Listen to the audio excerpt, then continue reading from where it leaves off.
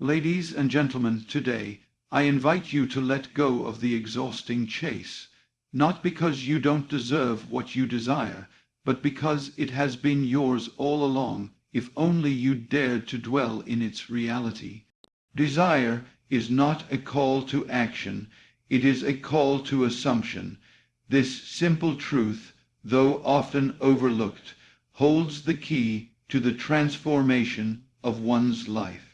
In a world driven by doing, striving, and constant motion, we are taught that the moment a desire arises, we must chase it with effort, persistence, and planning. But in truth, desire is not an order from the universe to get busy. It is an invitation to see differently, to shift within, to assume the end result as already yours. Desire originates from a deeper part of consciousness, not the surface level mind that is constantly reacting to the world. When a true desire appears, it is not random. It is your inner self revealing what already exists in potential. It is a signal that there is a version of you already living that reality. The era comes when we believe that desire is the beginning of a journey, rather than the signpost that we've already arrived. If only we would accept it. The world outside is not cause, it is effect.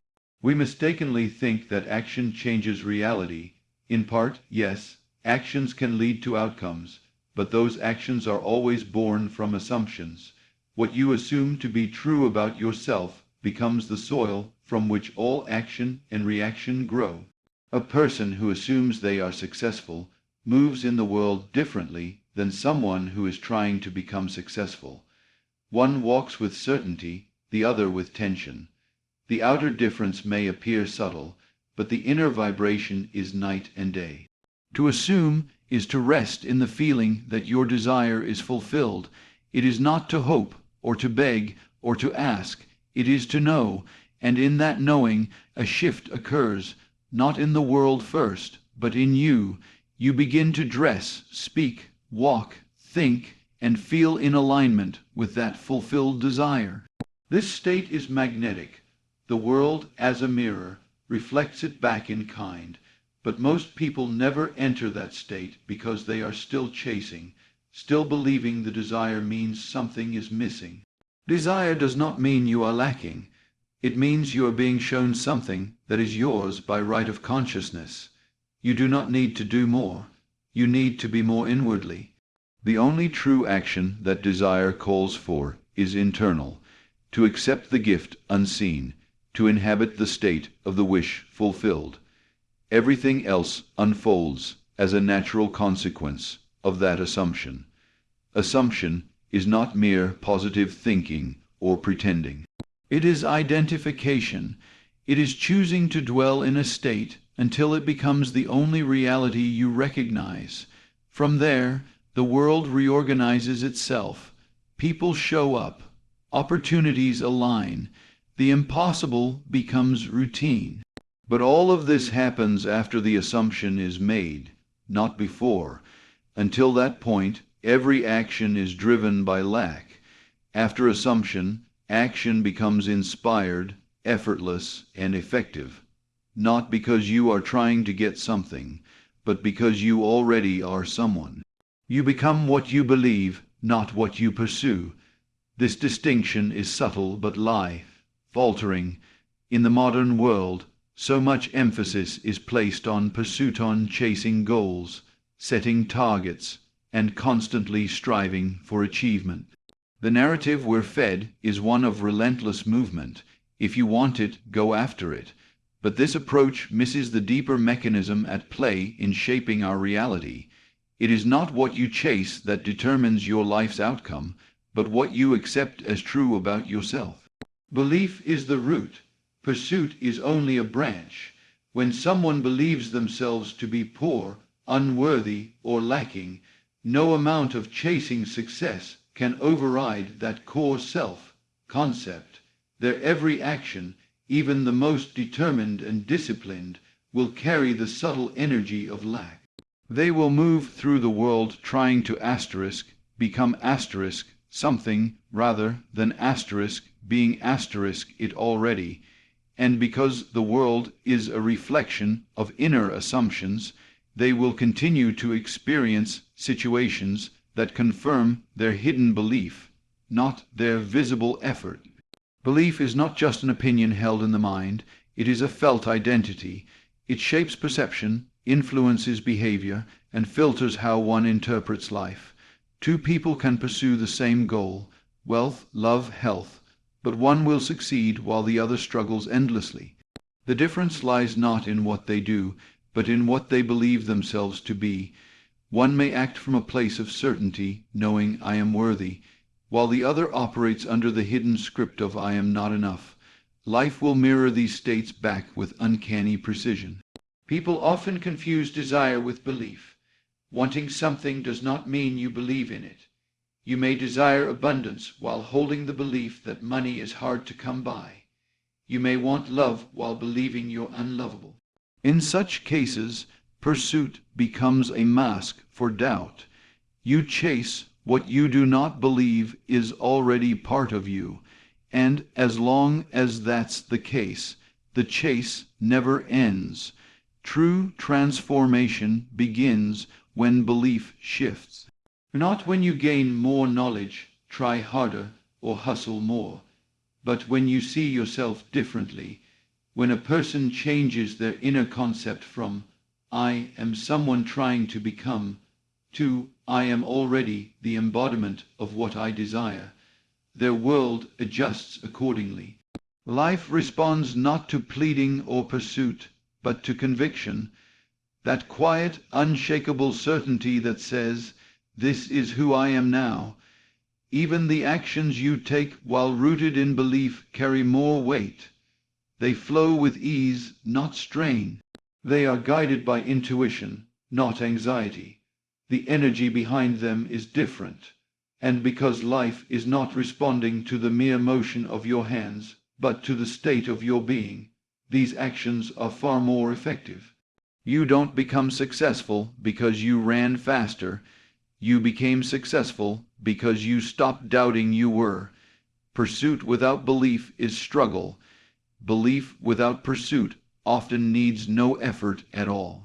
Because once you believe something is yours, it finds its way to you through paths you never had to chase.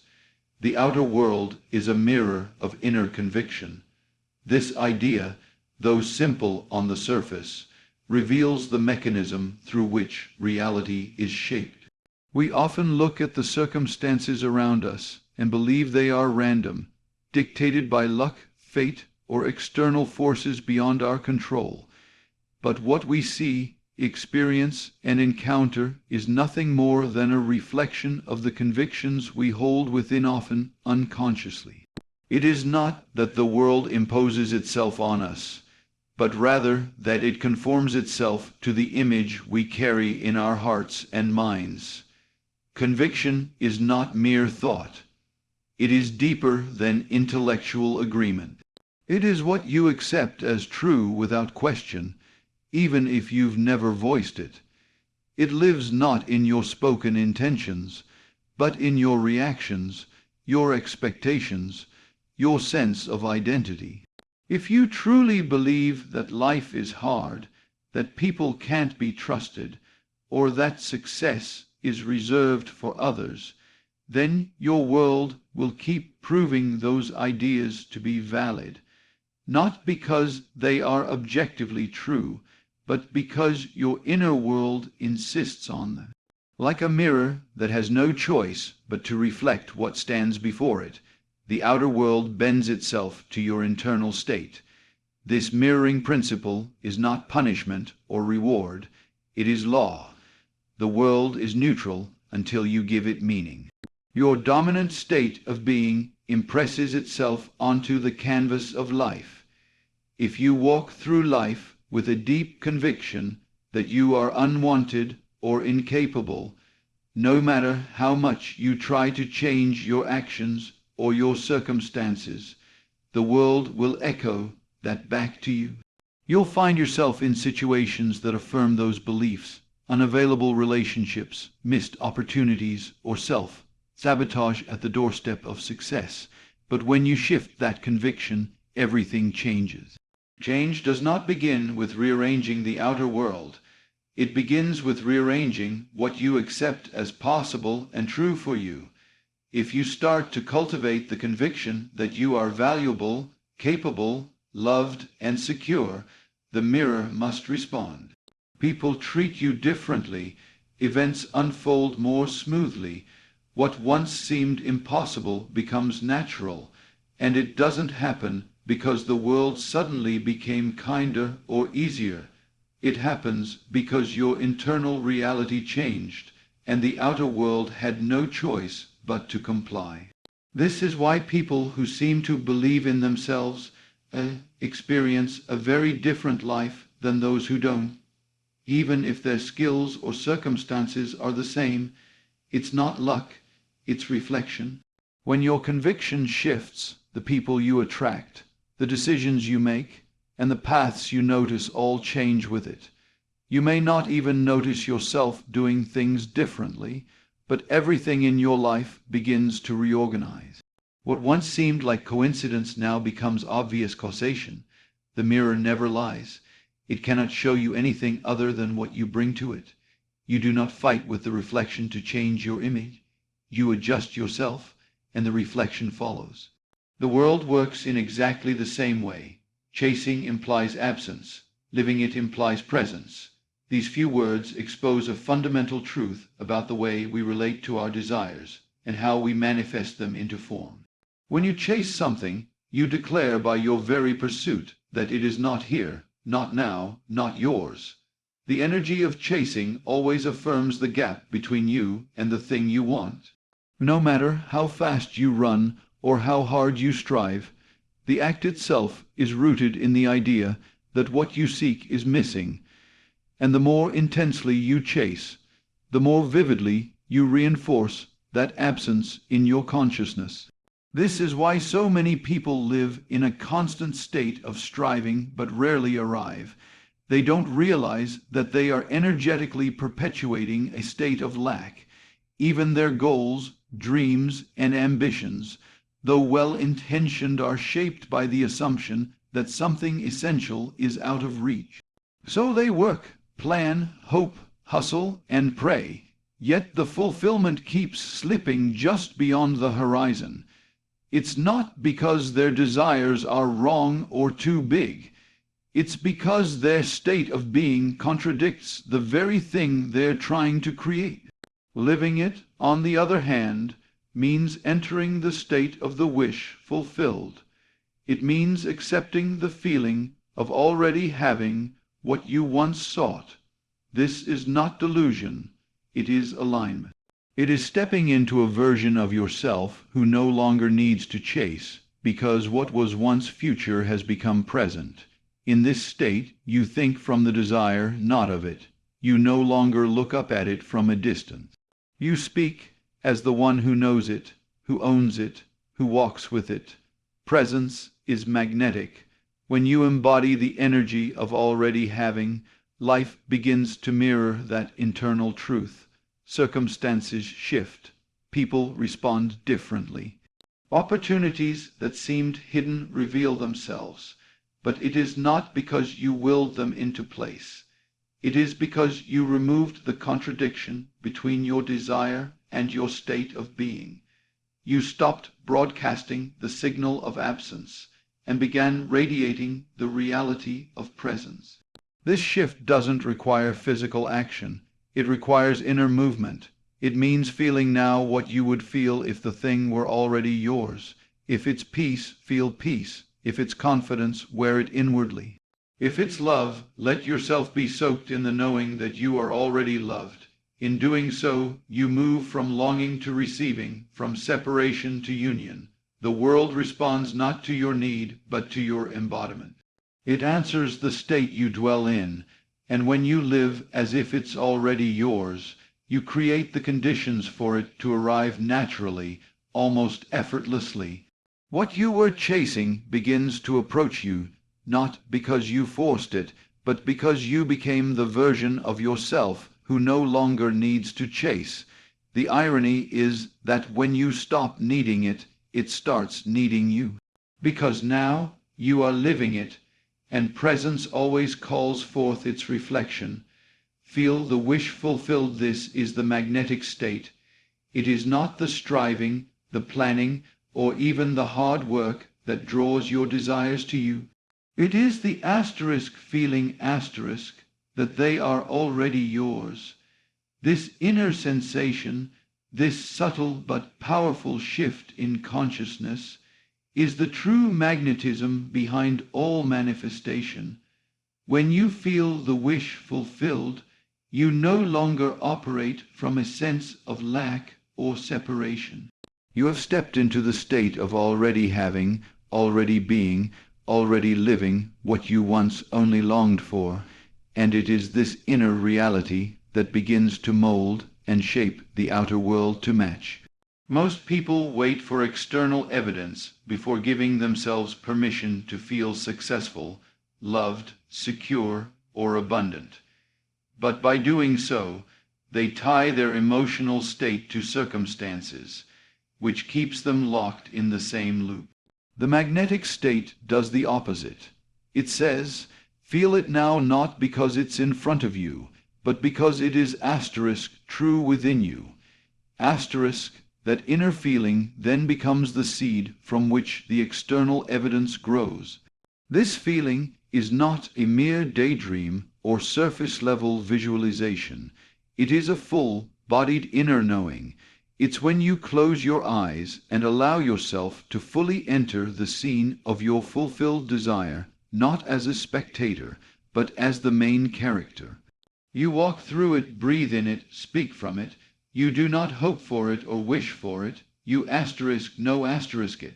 In this inner state, the lines between imagination and reality begin to blur, and the subconscious mind, which cannot distinguish between what is vividly imagined and what is physically real, accepts it as fact. And once the subconscious accepts something as real, it begins the invisible process of expression. The right people show up, the right ideas arrive, the right conditions emerge, not because you manipulated the outside world, but because you shifted your inner state to match what you desired. You became magnetic to it, just as a radio must be tuned to a specific frequency to receive a signal. Your inner world must match the emotional frequency of your desire to draw it in. Feeling the wish fulfilled is an act of faith, yes, but it is also an act of alignment. You are not pretending, you are preparing. You are not lying to yourself. You are living from the truth of the unseen, and the more natural this state feels, the closer it comes into form. Doubt, impatience, and analysis weaken the magnetic pull, because they are rooted in the absence of the thing. But confidence, gratitude, and calm expectancy strengthen it, because they arise from presence. This magnetic state doesn't just bring the desire to you, it changes you. You begin to think, act, and carry yourself as the version of you who already has it. That version attracts with ease, not effort. The outer world simply reflects what you've accepted and embodied within. The wish is no longer something you wait, for it is something you live in. And what you live in, you inevitably see. Stillness is not laziness. It is alignment with the invisible currents. In a world obsessed with motion, productivity, and the appearance of constant activity, stillness is often misunderstood. It is mistaken for passivity, for weakness, or even for indifference. But true stillness is none of these things. It is not the absence of movement, but the presence of deep awareness. It is the quiet power of someone who knows that life is not moved solely by hands and feet, but by consciousness, and that, at times, the most potent act is no act at all. To be still is to become receptive. It is to listen inwardly rather than react outwardly. It is the willingness to wait, not in hesitation, but in trust. There are currents moving beneath the surface of life, forces unseen that respond to our inner state far more than to our outer effort. When we become still, we begin to align with those currents. We no longer swim against them, nor do we anxiously attempt to control their direction. We float with awareness, allowing what is meant to come to us to do so without resistance. Stillness is the space where clarity emerges. When you stop chasing, stop pushing, stop mentally scrambling for solutions, a calm intelligence begins to rise. You start to see what was there all along, but was drowned out by noise, the noise of overthinking, the noise of doing for doing's sake. From this still space, inspiration is born. The right action, if any, becomes obvious, and it flows effortlessly. There is no strain, no force, only a natural unfolding from within. This is not laziness. Laziness is born from avoidance and fear. Stillness is born from confidence and alignment. It takes great strength to be still in a world that equates movement with progress. It takes faith to know that you are doing the most powerful work when you are resting in the knowing, when you are silently tuning your inner world to the frequency of the outcome you desire. Invisible currents are always moving, guiding, aligning, rearranging people, places, and circumstances.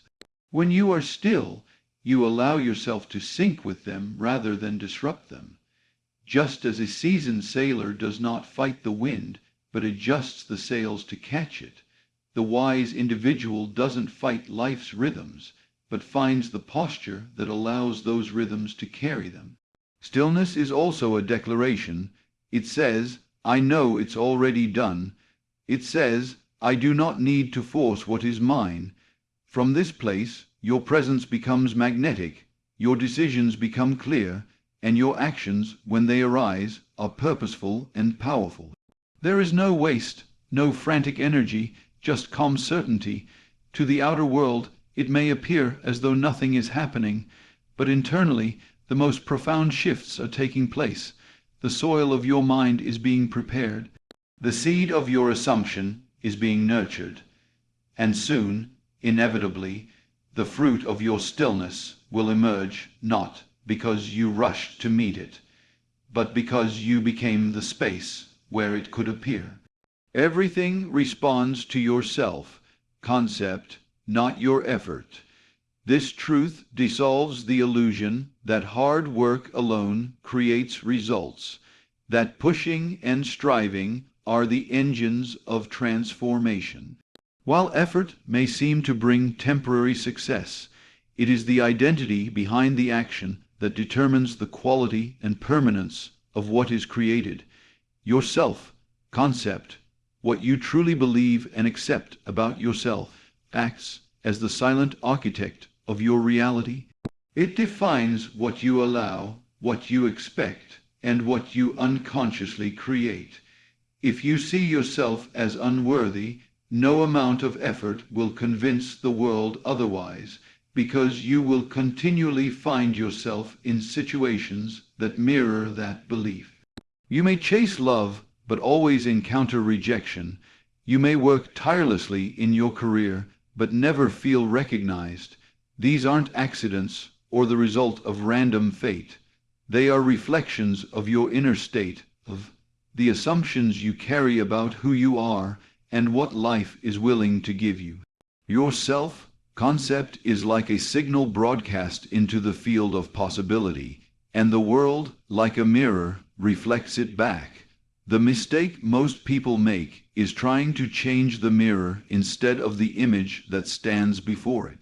They try to manipulate circumstances, change other people, or increase their output, thinking that the harder they try, the more they will achieve. But if the self-image remains the same, the outer world simply reshapes itself into a different version of the same story. The patterns repeat, the lessons resurface, and the chase continues. True change happens within. When you shift yourself, concept, When you stop seeing yourself as someone trying to become and start seeing yourself as someone who is the world begins to reorganize itself. Not because you pushed harder, but because you aligned deeper. If you begin to see yourself as worthy of love, love begins to appear in places it never did before. If you see yourself as abundant, opportunities begin to emerge without the need for endless toil.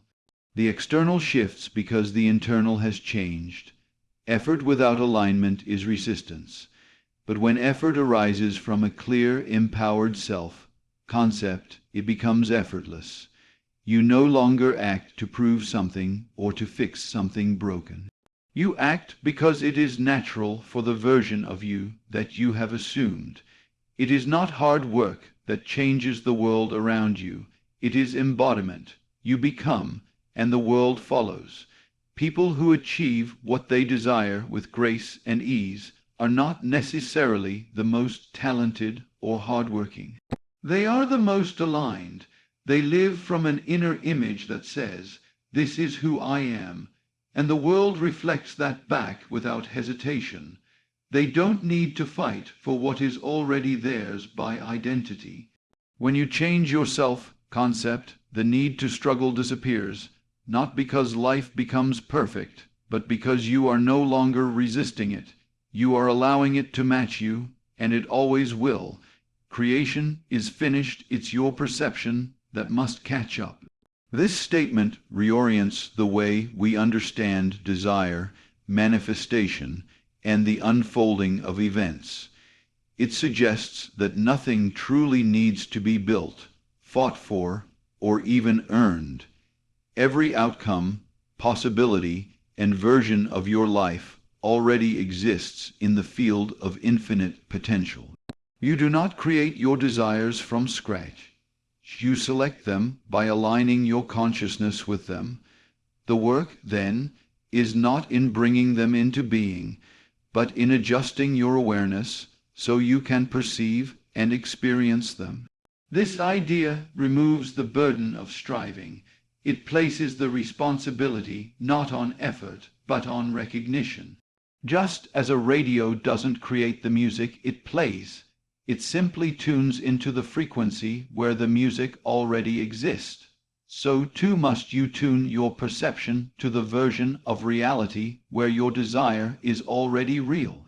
This is not wishful thinking or blind optimism.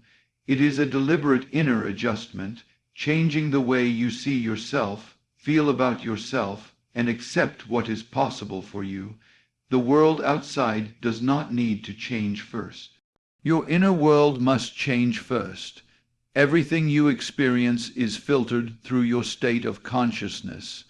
If you are rooted in a state of lack, you will walk through a world of limitation, even if abundance surrounds you.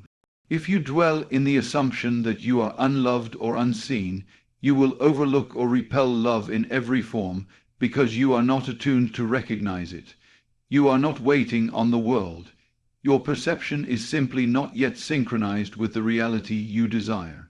Creation is not a process of waiting for the right time, person, or opportunity. It is a process of entering the correct state. When you accept that the version of life you want already exists, your job becomes inward, to feel, believe, and embody that reality now.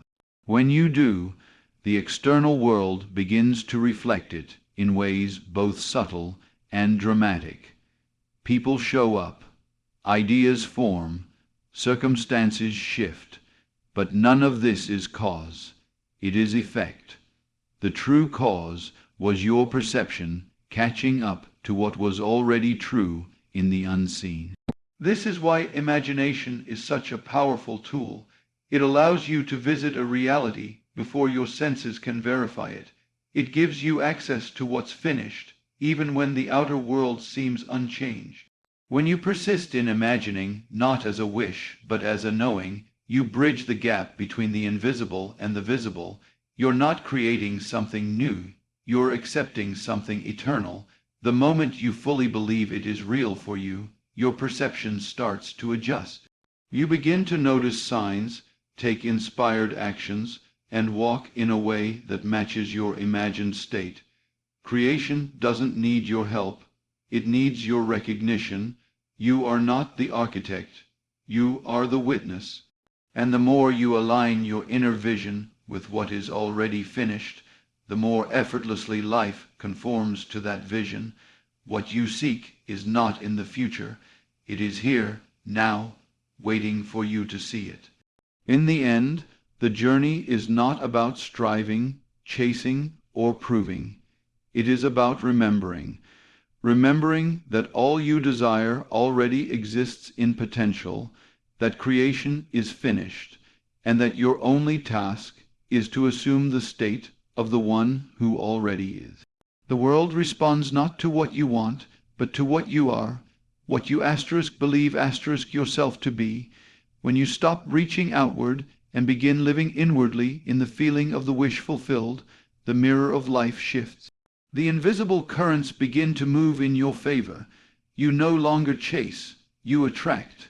You no longer beg, you embody. Let stillness be your power, conviction your compass, and imagination your gateway. Everything you seek is seeking you, but only when you stop declaring its absence and start living from its presence. Let it come to you, not because you waited, but because you finally *became.